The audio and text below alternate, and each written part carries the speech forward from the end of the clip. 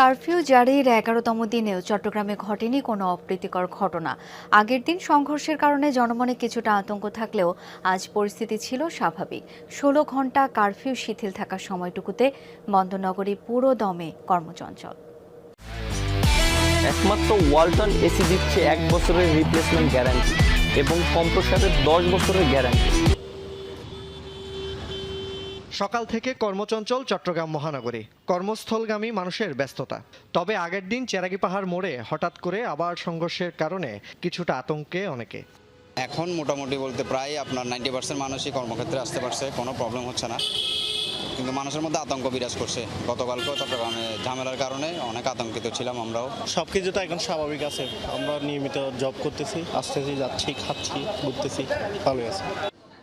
যথারীতি সরকারি বেসরকারি অফিস, আদালত, ব্যবসা প্রতিষ্ঠান, দোকানপাটেও চলে স্বাভাবিক কার্যক্রম। ১৬ ঘণ্টা